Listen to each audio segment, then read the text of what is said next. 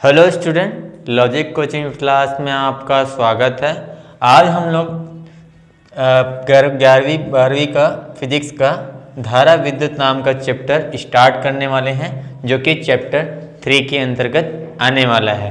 तो इसके अंतर्गत आने वाले विद्युत धारा के बारे में हम लोग समझने वाले हैं। विद्युत धारा कैसे बनती है उसके बारे में भी हम इसमें जानेंगे। विद्युत धारा से रिलेटेड जितने भी फैक्ट हैं, सच्चाई है, उसको हम लोग समझने वाले हैं इस वीडियो में। तो अंत तक बनी रहिएगा और मैं आपको विद्युत धारा क्या होती है उसको बताने जा रहा हूँ। ठीक है, तो इसको बताने से पहले इसके पिछले चैप्टर पे अगर गौर किया जाए 2 चैप्टरों में, तो उसमें हम लोग स्थिर आवेशों पर अध्ययन कर रहे थे। अगर आवेश आपका स्थिर है, जैसे कि मेरे पास प्लस क्यू आवेश है, ये अगर स्थिर है यानी इसका जो वेग है वो 0 है। वेग 0 होने का मतलब वो कोई गति नहीं कर रहा है।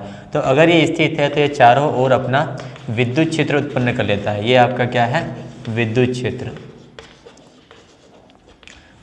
ठीक है, अब जब यही आवेश अगर अब गतिमान हो जाए, यानी यही आवेश अगर कुछ v वेग से अगर गति करने लग जाए, कुछ ना कुछ वेग इसका रहेगा, ये अगर गति कर रहा है तो इसको चारों तरफ तो विद्युत क्षेत्र तो उत्पन्न होगा ही, विद्युत क्षेत्र उत्पन्न तो होगा ही, विद्युत क्षेत्र उत्पन्न होगा ही।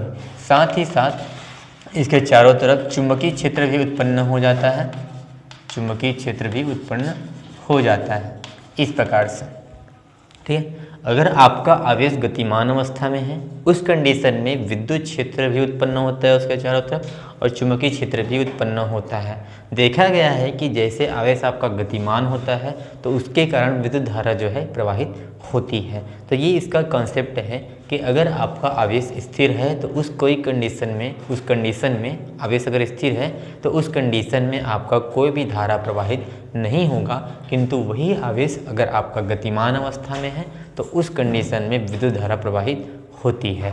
तो इसके लिए मैं थोड़ा सा और कुछ नॉलेज आपको बताना चाह रहा हूँ। तो वो है आपका, जैसे कि आपके पास एक चालक है, जैसे कि मैंने यहाँ पे एक लोहे की छड़ लिया है, ये लोहे का छड़,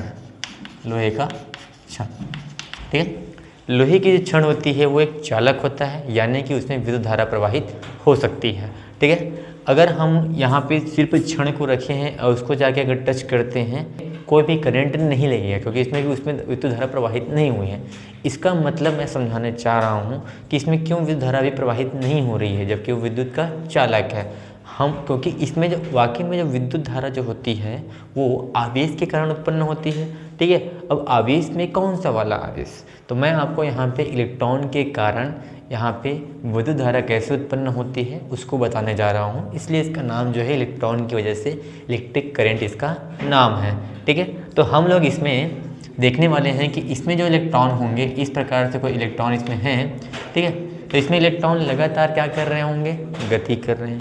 लगातार गति कर रहे होते हैं तो इसके इलेक्ट्रॉन जो है किसी भी दिशा में इधर उधर क्या होते हैं? गति मार रहते हैं, यानी तितर बितर गति करते हैं। टेढ़ी मेढ़ी रूप से ये इलेक्ट्रॉन जो है जिगजैग के फॉर्म में गति करते रहते हैं। ठीक है, जब उसमें कुछ भी हम लोग कोई भी बाहर से कोई भी सेल नहीं लगाए हैं उस कंडीशन में, यानी कोई विद्युत क्षेत्र अगर उत्पन्न नहीं किया जाए तो ये जो लोहे की छड़ है ये कोई चालक की तरह काम नहीं करेगा। ठीक है, यानी अभी इसमें विद्युत धारा प्रवाहित नहीं होगी। अब जैसे ही हम इसमें विद्युत धारा प्रवाहित करेंगे, यानी कि हम इसमें एक सेल जोड़ देंगे इसके सिरों के मध्य। तो जैसे ही सेल जोड़ेंगे और यहाँ पे मैं एक लगा देता हूँ कुंजी लगा दिए, बंद किया कुंजी को, तो धारा जो है आपका प्रवाहित होना चालू हो गया। ऐसे मान के चलो, धारा भी है जैसे ही प्रवाहित हुआ, लेकिन वाकई में जो धारा जो प्रवाहित हो रही है वो इलेक्ट्रॉन की वजह से हो रही है। ठीक है, मैं उसके अंदर के बारे में बता रहा हूँ कि वाकई में इलेक्ट्रॉन कैसे गति करता है, उसके हिसाब से आपका करंट किस तरीके से बहता है। पहले जब लोहे की छड़ ऐसे पड़ा हुआ था तो उस कंडीशन में उसके जो इलेक्ट्रॉन थे वो तितर बितर गति कर रहे थे। जैसे ही हम लोग यहाँ पे सेल लाके उसमें जोड़े तो इसके जो इलेक्ट्रॉन थे वो अब निश्चित दिशा में गति करने लगेंगे। जैसे कि इस दिशा में वे सब क्या करते रहेंगे? एक निश्चित दिशा में ये लोग गति करने लगेंगे। निश्चित दिशा में इधर क्यों गति करने लगेंगे? इधर प्लस आवेश है। जब इधर प्लस आवेश है तो इलेक्ट्रॉन जो है प्लस आवेश की तरफ क्या हो जाएगा? आते जाएगा। उसी की तरह से एक निश्चित दिशा में सभी के सभी एक साथ गति करने लग जाएंगे। इस कारण आपका जो इसमें इस चालक में लोहे की छड़ में अब धारा बहना चालू हो जाएगा। ठीक है, तो धारा बहने का कॉन्सेप्ट ये रहा कि लोहे की छड़ में जो है वो चालक क्यों है। ठीक है, अब मैं इसके अंदर की बात थोड़ा और बताता हूँ कि अपन यहाँ से समझ गए कि इलेक्ट्रॉन की वजह से, जो कि इलेक्ट्रॉन एक आवेश है, उसकी वजह से आपका क्या हो रहा है, करंट बह रहा है। ठीक है, लेकिन देखा जाए तो हर एक इलेक्ट्रॉन से करंट नहीं बहता। यहाँ पे कहने का मतलब मैं आपको समझाने जा रहा हूँ कि मेरे पास इलेक्ट्रॉन जो होता है वो पदार्थ के अंदर उपस्थित होता है। जैसे अपने पास एक पदार्थ है, जैसे कि मेरे पास समझ ले चौक है। चौक को जब तोड़ेंगे उसके अंदर आपको छोटे छोटे कण मिलेंगे, जिसको हम लोग बोलते हैं अणु, परमाणु और आयन। ठीक है, तो इस प्रकार के इतने सारे क्या होते हैं, कण होते हैं। और परमाणु के अंदर ही आपका क्या होता है, इलेक्ट्रॉन, प्रोटॉन, न्यूट्रॉन होता है। इसके अंदर होता है इलेक्ट्रॉन माइनस, प्रोटॉन प्लस और न्यूट्रॉन जीरो आयन। ठीक है, तो आपका इलेक्ट्रॉन की वजह से क्या होता है, करंट फ्लो होता है, करंट बहता है। लेकिन इलेक्ट्रॉन, हर एक इलेक्ट्रॉन की वजह से यहाँ पे करंट नहीं बहता। ठीक है, अगर मैं परमाणु की एक संरचना बनाऊँ तो उससे आपसे समझाने की कोशिश करूँगा। जैसे कि आपके पास एक नाभिक होता है, इसके चारों तरफ आपके पास क्या होते हैं, बहुत सारे कक्षा होते हैं, कुछ इस प्रकार से ये आपने एक परमाणु का डायग्राम बनाया है, ये परमाणु है। परमाणु में बीच में आपके प्रोटॉन और न्यूट्रॉन बैठे रहते हैं और उसके चारों तरफ इलेक्ट्रॉन गति करते हैं। जैसे इसमें इलेक्ट्रॉन ले लिया, इलेक्ट्रॉन ले लिया, इधर कोई इलेक्ट्रॉन ले लिया, इधर कोई इलेक्ट्रॉन ले लिया, इधर कोई इलेक्ट्रॉन ले लिया, यहाँ पे कोई इलेक्ट्रॉन ले लिया, यहाँ पे कोई इलेक्ट्रॉन ले लिया। ठीक है, इस प्रकार से। तो इस प्रकार सब चारों इसमें कक्षाओं में चारों तरफ क्या होते हैं, इलेक्ट्रॉन जो होते हैं लगातार गतिमान करते हैं। हाँ, ये बताया था कि इलेक्ट्रॉन गति करेंगे तो विद्युत धारा प्रवाहित होगी। ठीक है, प्रोटॉन न्यूट्रॉन की वजह से यहाँ पे विद्युत धारा प्रवाहित नहीं होगी, क्योंकि वो स्थिर है, अपने जगह पे है वो। ठीक है, और बाकी इलेक्ट्रॉन जो है वो गतिमान है, और गतिमान है तो विद्युत धारा प्रवाहित होनी चाहिए। हाँ, होता है, लेकिन उसका एक कॉन्सेप्ट है। कॉन्सेप्ट है इलेक्ट्रॉन अगर मुक्त अवस्था में हो, क्या बोला, इलेक्ट्रॉन अगर मुक्त अवस्था में होते हैं, यानी कि वही इलेक्ट्रॉन के कारण विद्युत धारा प्रवाहित होगी जो इस नाभिक से मुक्त रहेगा। नाभिक से मुक्त रहने का मतलब ये होता है कि देखो, अगर आपका इलेक्ट्रॉन जो है नाभिक के पास है, तो नाभिक के पास है तो नाभिक का आकर्षण बल उसके ऊपर लगेगा, और आकर्षण बल लगेगा तो उसको मजबूती से, जो नाभिक है, नाभिक जो कि धनावेश होता है, प्रोटॉन होता है, वो मजबूती से उसको जोड़ के रहेगा। लेकिन जैसे जैसे हम नाभिक से दूर हटते जाते हैं, आगे कक्षा में बढ़ते जाते हैं, तो आप देख पा रहे होंगे इस कक्षा की, इसके इलेक्ट्रॉन की दूरी कम है, इससे ज़्यादा है, तो इसकी सबसे ज़्यादा है कि नहीं। तो इसमें इलेक्ट्रॉन की दूरी बढ़ जाती है नाभिक से, और नाभिक से अगर दूरी बढ़ जाएगी तो नाभिक का जो आवेश आकर्षण क्षेत्र जो हो जाएगा वो कम हो जाएगा, यानी कि इलेक्ट्रॉन जो है इस आकर्षण क्षेत्र से थोड़ा बाहर रहेगा।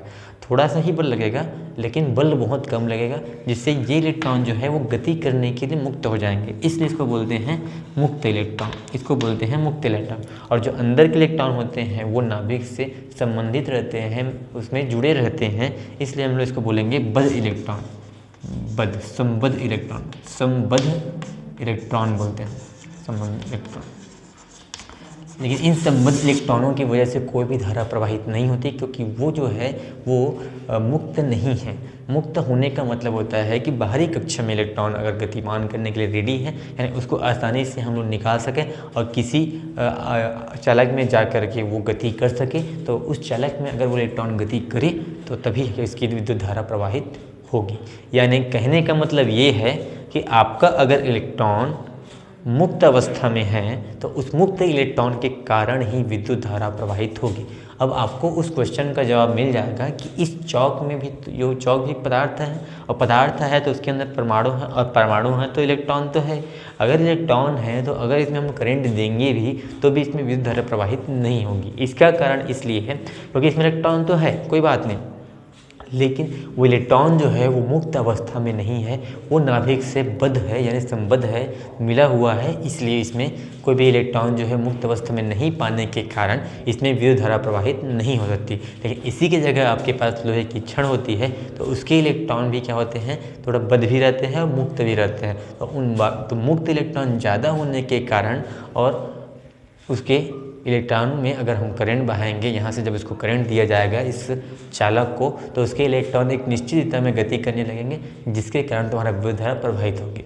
अब यहाँ पे मैं एक चीज़ बताना चाहता हूँ, यानी करंट का कॉन्सेप्ट है तो आपको बता दिया कि करंट बनता कैसे है। तो मुक्त आवेशों की वजह से आपका जो है करंट बनता है। जैसे आपका इलेक्ट्रॉन भी एक मुक्त आवेश है, कोई धन आयन के कारण भी अगर वो मुक्त अवस्था में है और गति करने के लिए रेडी है, यानी गति करता है, तो उसके कारण विद्युत धारा प्रवाहित होगी। ये बात को याद रखिएगा। यानी कि अगर हम लोग विद्युत धारा का अगर परिभाषा देखें विद्युत धारा का परिभाषा विद्युत धारा की परिभाषा, तो वो ये होना चाहिए कि आपका कारण विद्युत धारा प्रवाहित होती है, तो आवेशों के बहने के कारण जो विद्युत धारा उत्पन्न होती है वो आपका विद्युत धारा है, जिसे हम लोग I से निरूपित करते हैं। ठीक है, तो वाकई में आवेश के कारण हो रहा है, तो यहाँ पे लिखूँगा आवेश की मात्रा जो क्या हो रही है, किसी चालक में बह रही है और उसके द्वारा लिया गया समय। यानी कि हम कह सकते हैं कि इसको देख कर के आप समझ सकते हैं कि जब किसी चालक में आवेश की मात्रा बह रही हो, आवेश बह रहा हो कुछ समय के लिए, तो उससे बना धारा आपका विद्युत धारा कहलाएगा। ठीक है, तो इस प्रकार से समझा। अगर इसको एक बराबर परिभाषा में लिखूं तो आप समझ सकते हैं कि 1 सेकंड में, इसको मैं 1 सेकंड मान लेता हूँ, 1 सेकंड में किसी चालक में प्रवाहित होने वाली आवेश की मात्रा को हम लोग विद्युत धारा कहेंगे, क्योंकि आवेश से ही क्या बनता है, विद्युत धारा बनता है और कुछ न कुछ समय तो वो लेगा। ठीक है, तो ये हो गया विद्युत धारा का सूत्र। इसका जो एसआई मात्रक होता है, एसआई मात्रक वो होता है आपका एम्पियर। ठीक है, क्योंकि इसको एम्पियर नाम के वैज्ञानिक ने बताया था, जिसको हम लोग ए से निरूपित करते हैं। ठीक है, इसका एसआई मात्रक एम्पियर है। और अगर सीजीएस मात्रक के बारे में बात किया जाए, सीजीएस मात्रक, तो वो हो जाएगा आपका स्थैत एम्पियर, स्थैत एम्पियर। ठीक है, स्थैत वर्ड पर जोड़ना रहता है और कुछ नहीं करता। तो ये हुआ आपका विद्युत धारा का वाकई में एक कॉन्सेप्ट और इसका परिभाषा और इसका सूत्र हम लोगों ने इस वाले क्लास में देखा। अगले वीडियो में हम लोग इसके बारे में और अच्छे से जानेंगे। और यहाँ पे एक चीज़ और बता दूँ, विद्युत धारा जो होता है वो इलेक्ट्रॉन की विपरीत दिशा में बहता है। यानी इसको भी थोड़ा समझा देता हूँ कैसे। देखो, विद्युत धारा जो होता है वो पानी के प्रवाह की तरह होता है। जिस प्रकार से क्या होता है कि पानी जो है उच्च लेवल से नीचे लेवल में बहती है, उसी प्रकार यहाँ पे भी विद्युत धारा जो है वो अधिक विभव मतलब प्लस आवेश वाले से माइनस वाले आवेश की ओर इस प्रकार से बहती है। अगर इस प्रकार से आपकी धारा बहेगी और करंट आपका इधर से आ रहा है, तो देखा जाए तो आपका जो करंट है, धारा है, वो इलेक्ट्रॉन के विपरीत दिशा में धारा इसकी बहती है। ठीक है, तो ये बात को याद रखिएगा। इलेक्ट्रॉन अगर इधर बह रहा होगा तो उसका जो करंट है वो इधर बहेगा, अगर धन आवेश इधर बह रहा होगा तो इसी दिशा में आपका करंट बह रहा होगा। तो ये बात को याद रखिएगा। अगले वीडियो में हम लोग इससे संबंधित कुछ और जानकारी हम लोग पढ़ने वाले हैं, तो इस क्लास में भी आप बने रहिएगा। उस क्लास में भी अगर आपको यह वीडियो समझ में नहीं आया होगा तो आप इस वीडियो को रिवाइंड करके देख सकते हैं। अगले वीडियो का इंतज़ार कीजिए। धन्यवाद।